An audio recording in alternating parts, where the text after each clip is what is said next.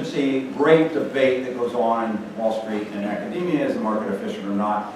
This is something Paul and I talked a lot about over the last 20 years. I struggled with it in my class when he was a student, and until the last, half a dozen years, it remained something I continued to struggle.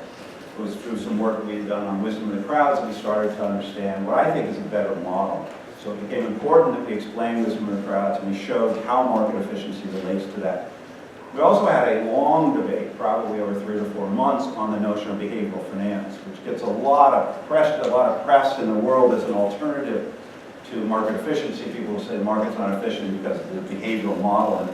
And we had a breakthrough at one point where Paul called me up and he said, I see it now. Behavioral finance isn't an alternative to market efficiency.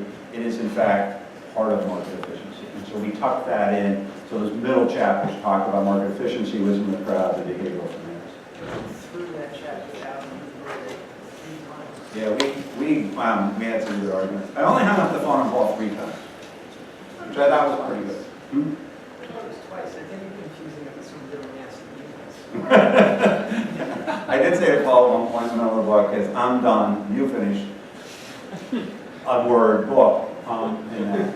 Third thing, which is something that I've been working on for a number of years, the idea of the difference between risk and uncertainty, and it's a big confused topic on Wall Street. So this was a real stake in the heart for me in the book. It was one of the first chapters we wrote. One of the first chapters we wrote and then rewrote and rewrote and rewrote, and we finally got to a point where I think we presented that. But risk and uncertainty are not the same thing. Understanding the difference is critical to being a great investor. And then finally, of course, pitching, which is where we got started and what Paul, the book Paul wanted to write before I hijacked his project and said we got to talk about all these other things first. And then pitching was the key. And we felt these subjects had not been taught, and so we're going to write a book and nail those topics. Okay, so what is the analyst trying to accomplish? Is Mark here? Mark is here. Okay, Mark, stand up. Mark, stand up. This is Mark Ross. He doesn't look like me. And this is in theory Mark Ross. And throughout the books you will see we have, we think, 28 Easter eggs. We gave you one of them. Of people that we drew, we had our illustrators draw for us. Mark was one. Mark was extremely helpful throughout the book. He was our honest guy. Whenever we got anything that was really serious finance, we Paul would say, let's call Mark.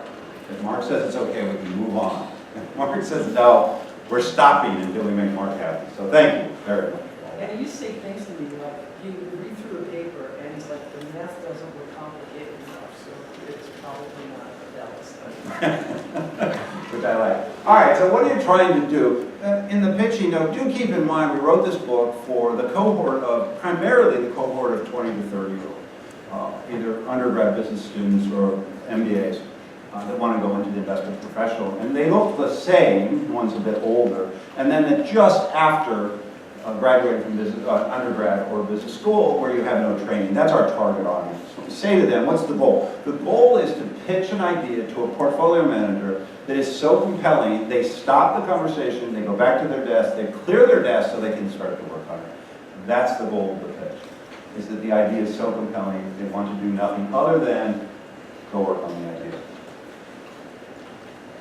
All right, we started with reverse engineering the portfolio manager's thought process. How does the portfolio manager think and what are they looking for? We're not going to go into that much detail, but the idea is there is the acquisition of information that is processed against their domain-specific knowledge and facts and other things they know about the world. They then, from there, have an estimate, call it an estimate of intrinsic value or something related, and then the way it gets incorporated into the market is through trading.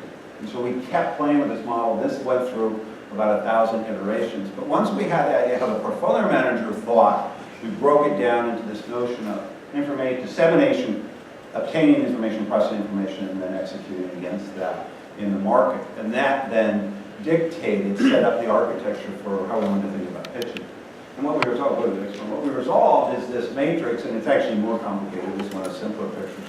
That portfolio managers have. They have valuation and fundamental criteria, as well as criteria that's objective, quantitative and qualitative. Quantitative number-based, qualitative more descriptive-based. And then under the qualitative part, you have very objective and you have subjective. So this became this bit of a mess. But to get to the portfolio manager, you have to understand the criteria.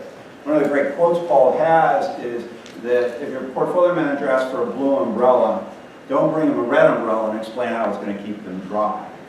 And that's the idea. And the number one mistake we see among young analysts is they come up with an idea that is exciting and compelling to them, and they think therefore it must be exciting and compelling to everybody else.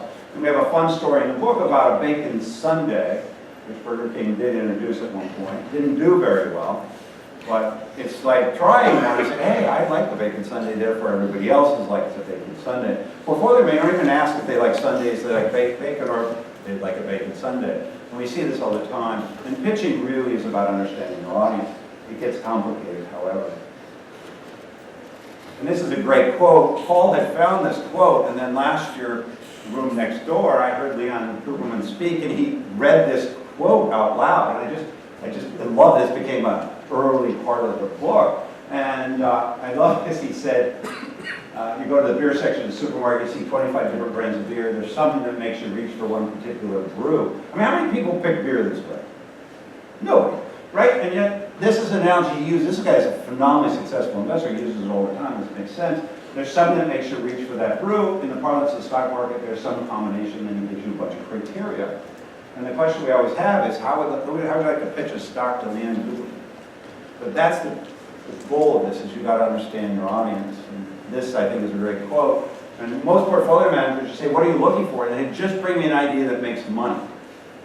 It's a little bit more complicated than that. In the pitching section, we pull it apart. I think very effective. We'll go through some of that. And we end up with this. This is one of those money charts that Paul sent me one morning, and I was like, dude, this is awesome. This is going in the book. And I still think this is probably the most valuable chart. That's why it made it into the presentation. And we'll walk through this for a minute. These are the three steps, if you will. The first is figuring out what the portfolio manager's thinking. The second step is coming up with an idea that is what we'll call a variant perspective. It's different than what the crowd thinks. Dalio is out with his book this week, which I thought was a little rude for him to launch his book. It's the same week we are. I'm like, come on. And what he says is the key to investing is understanding what the market's thinking and where it's wrong. And so I thought that was nice of him to endorse our book. And then finally is the pitch. We'll run through this pretty quickly. We've got a couple of quick slides. The first is portfolio manager. Every portfolio manager is thinking four things. How much can I make? How much can I lose? Why is the market wrong? Why did we figure it out? And oh, by the way, how's the next person going to figure it out? Because you're not going to make money unless somebody else figures out the value is there. And your pitch, as you'll see, obviously has to address those four questions. So how much I can make, how much I can lose, how did we figure it out? Which is, what's the great quote? Oh, why me? Oh, why? Yeah, it's just. Yeah, Judd Kahn, a good friend of both of ours, he'd always say, why me, oh Lord? I mean, how come you get to figure this out? Particularly if you're a young analyst, you come in and you're like, how did you figure this out? And then finally, how the last person is going to figure out that's your return. Our next we did is you've got to be able to answer those questions in the following, which is, first one is, why is your estimate different than consensus?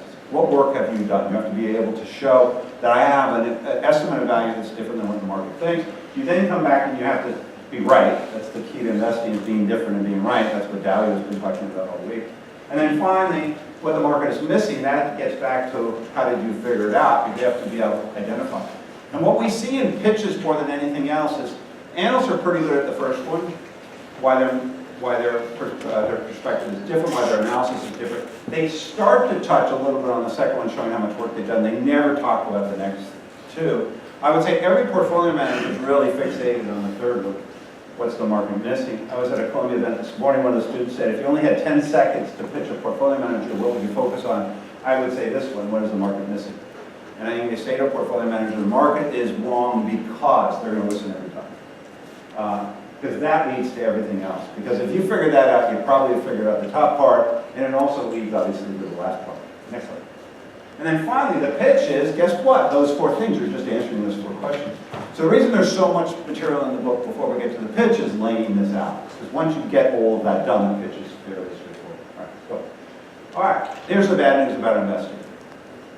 There's only three ways to get an edge. There's only three ways to be right when the crowd is wrong. The first one is, I'm going to run through these, so let's go through that. First is you know something the market doesn't know. So you have information the market doesn't have. Now this is a tricky one because if your information is too good, you potentially run into the problem of material non-public information, which is against the law. And we talk a lot in the book about how you circumvent that in a way, not how you circumvent the law, but how you circumvent the information acquisition process. I mean, that's another part of the book. That's the bonus, all of it. But you have to be able to have information that is not considered material non-public and yet adds to your insight into why the stock is priced. The second one is you have an analytical advantage, which is you see something the market doesn't see. The analogy we use in the book is everybody sees the grayed out circle on the left, you see the grayed out circle on the right, I'm sorry, the colored circle on the right, you run around and say, there's a 12 there. You don't see it, we don't see it, we don't see it. Over time, people start to, in the book we talk about there, they start to see color on the story.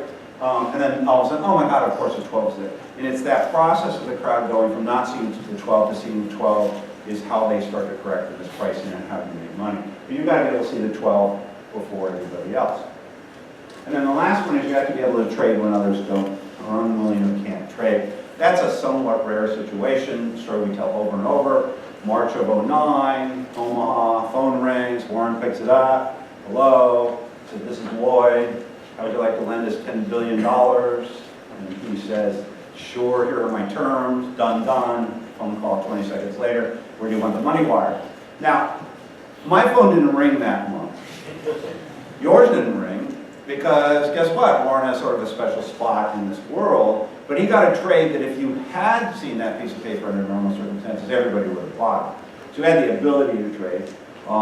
There's a great story that David Tepper runs Appaloosa's great investor, March of '09. He goes sort of all in. He's decided it's the end of Western civilization as we know it, or one of the great buying opportunities in history. His thought is that if it's the end of Western civilization as we know it, his portfolio returns won't be a big deal in his investors' minds. And so he eliminated that one and he made an enormous amount of money. So he saw something that other people were he was willing to trade when other people were unwilling to trade. All right. However, once you've done all that, delivery matters.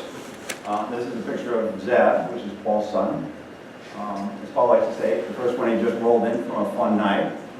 Great stories to tell. Probably not the way you want to show up at an interview. Now do keep in mind our target audience is 20 to 30, so we have to talk about this notion of appearance. The middle one, he's obviously dressed very well and very appropriate for his age, but keep in mind when you're pitching in this business, you're pitching to people our age, not your contemporary's age. And so therefore it's very important to play the role. So the Zeb on the far right obviously is ultra-conservative, and you guys are all bridling a bit, but in our world it's still dominated by people that think that's the appropriate way to pitch.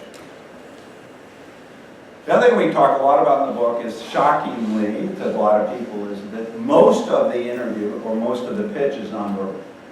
The moment the portfolio manager sees you in the conference room or sees you in the hall, you start talking, it's nonverbal. And it's only until you get sort of into the content of all this that the content, get into the discussion of the content matters. We talk a lot about the 30-second drill. Portfolio managers are overwhelmed with ideas. They're short attention spans. There's a lot of information. You have to capture their imagination quickly. You think about it as 30 seconds. If you're successful there, they'll let you give the 2-minute pitch, and I do think it's more than 2 minutes. And if you're successful there, you have sort of an open-ended Q&A. Most pitches we've seen, they have 70 slides, 10-point font, way too much information. Nobody's going to work through it. Get to the middle of the second slide, portfolio manager interrupts them, and they're like, wait, where are you going? And the problem is you have to let your audience dictate what they want. So we're a big believer that you want to stay very focused. Think about 30-second pitch. Your hook, get them interested, 2 minutes, sort of Q&A. I'm sorry, 2 minutes. They say, all right, give me the full pitch. You've got to get to it. Answer the 4 questions. Why is it mispriced? I'm sorry, how much can I make? How much could I lose? Why is it mispriced? And how's the next person going to figure it out? That's what you have to get done in those 2 minutes. And I think if you're focused, you can get it done. And then if that goes really well, we'll start asking questions more specific. All right, this all now, remember this is our first slide, this all comes back to the notion of credibility, because the analysts have credibility. So the portfolio managers, once you threw your pitch, they still have these lingering questions of whether or not the pitch is worth investing. One of these Paul likes to say, do keep in mind that their entire livelihood, reputation, and success is based on the performance of their portfolio. They don't just let anything into their portfolio. You've got to get beyond this. These are leading questions. And at the end of the day, a lot of it is, do I believe the analyst has done the work? Are they capable of doing the work? Have they demonstrated it in fact? So you're ultimately trying to get here. And then you got to make it simple. Portfolio managers are overwhelmed. You can't give them the pieces on the left and say, you figure it out. You can't even give them a half-built puzzle and say, you finish the rest. You got to give them the full thing. So you can't stop until you have a very good sense of what the final picture looks like, and that's what you pitch to them. Our most controversial comment is that in the book is that the slide presentation should be 8 slides. Most people in business school, undergrad or grad, think 70 is a good target. You need 8. You can have a longer appendix. A lot of people say, well, I've done a lot of work. That's fine. You can include that as a separate document. They want to talk about competitive advantage, you've done that work. They want to talk about management, you've done that work. Much more in-depth on valuation scenarios are related, you've done that work. But it should be 8 slides. And the 8th slide is your contact information. And the first slide is just data on the company. So the whole pitch comes down to 4 or 5 slides. And you can have one more if you need it. And the final thing is, let's go back one, just the final thing is, just bring more information to the portfolio managers. They're going to want this information, and you might as well bring it with you. And you'd be surprised how grateful they are and how few people